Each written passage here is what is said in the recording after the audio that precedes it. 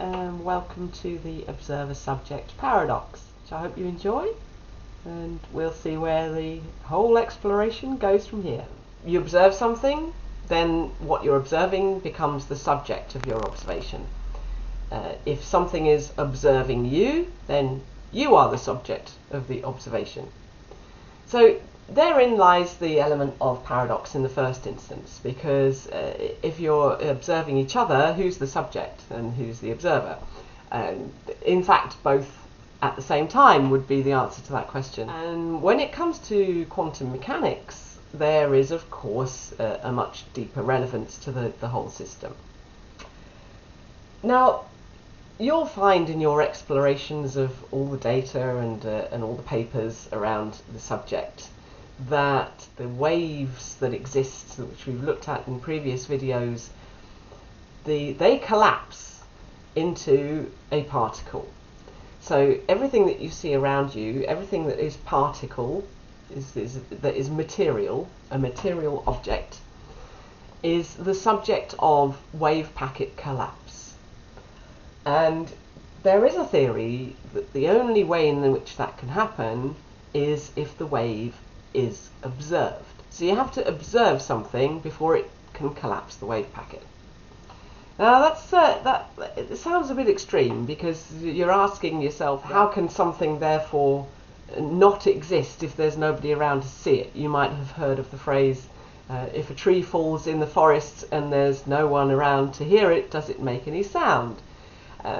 Well, you know, who are you counting here? There are lots of animals in a forest, obviously, and there are other trees. They don't have ears, but they certainly have senses. So observation itself and the parameters of observation are a bit of a paradox in their own right, because we've got a bit of a problem in defining what is an observational system that has the capability of observing. Does it have to have a brain? Does it have to have a pair of eyes? What are the senses required for something to be observing something else? Superposition is the range of options in which something may exist. And this is the basis, essentially, of the Schrodinger's cat experiment. You might have come across the Schrodinger's cat experiment. If you haven't, very briefly, essentially it's a cat that's shut in a box. Nobody can see into the box. And in the box with the cat is a vial of poison, a hammer, and a Geiger counter, which is going to measure when an atomic radioactive particle decays. As soon as the radioactive particle decays, and of course nobody knows when that's going to be, it's a totally random event, the hammer will smash the vial of poison and kill the cat. And this is a thought experiment. It never happened. They didn't actually put it into practice because there was no need. But what it's illustrating is the principle that until such time as that box is opened and the cat is observed, it's in a superposition state. It's alive and dead at the same time. There's the paradox in a nutshell. Schrodinger's cat is a perfect example of the observer-subject paradox. Okay, so that's how it goes. At any point in time, you, I, and everything else are in a superposition state. I could do what I do with my hands right now, or I might not do what I do with my hands right now. I might be doing something completely different in another state.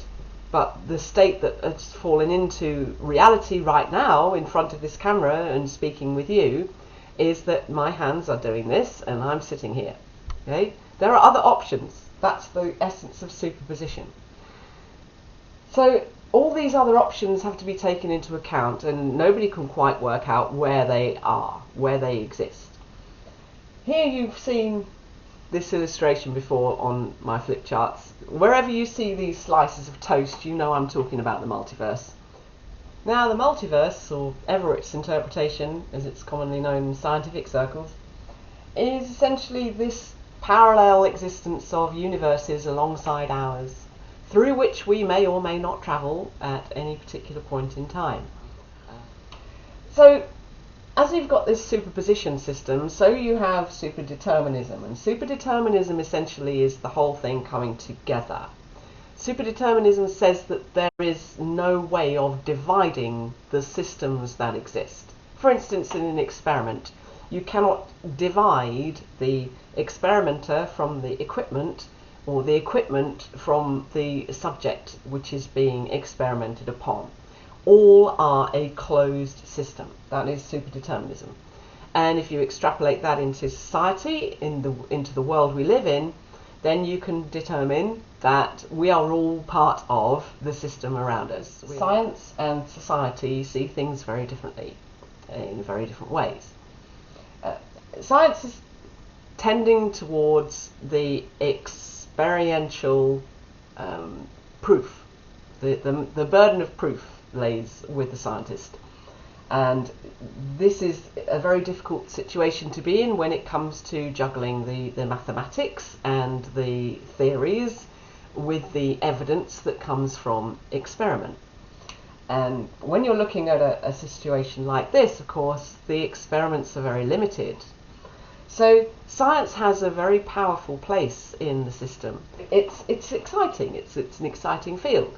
But it's not definitive in explaining everything that there is to know about everything that we experience within our lives. So society has a bit of a different point of view. Society is still subject to all these things. Society has its own observer-subject paradox system to deal with. All these things, superposition, superdeterminism, they apply to you and me and our lives and everything within it. But we don't necessarily register from that point of view. We don't necessarily see it or take account of it consciously. And that can lead to our own position being a little bit like the Schrodinger's cat stuck in a box. Because we can feel isolation. It's the early part of 2021 and we are experiencing still the aftermath of what happened in 2020. So here we are stuck in our boxes. Very many people are feeling this isolation acutely. But we've got brains. This is a brain. It's a bit of a green brain. And you could say it doesn't really look much like a brain at all, but it is one, just for the purposes of this exercise. And there are the waves coming out of this brain because we've got an electromagnetic system within which we exist. And that electromagnetic system around us, around our bodies, is a field in its own right. What are we going to do with the situation in which we are the observed and the subject at the same time? This is a bit of a superposition that we find ourselves in. We find ourselves in this situation constantly because ultimately we don't know at any given point in time whether we are being observed or not. And that's never been more true than it is today with the social situation that we live in. It's very difficult to determine as and when you may be being observed. If you've got one of those little gadgets sitting in your room that talks to you, you ask it things and it responds, you will know that that little gadget can listen to what's going on in your room all the time, whether you're aware of it or not. And that's just one example of many forms of technology that are around, observing constantly, all the time, right now. And if you've got this super deterministic state in which the things that are occurring, the experiments are one thing, but the real life is something else, then you can determine that we are living in a situation where there's probably too much judgment and really not enough motivation. Now, I say that because we're constantly being assessed as to our worth all the time. And it's somebody else's definition as to what worth might constitute. If somebody is not as wealthy as you, then they may be deemed to be worth less. If somebody is not as intelligent as you, or doesn't have the same degrees as you, or doesn't have any degrees even, then they may be deemed to be worth less. And that's a very difficult social strata situation in which to exist. I'd like to introduce you to somebody now.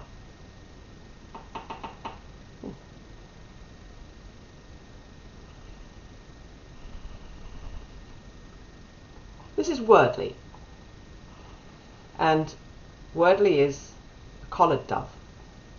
You might have seen some of his kind flying around outside in the wild.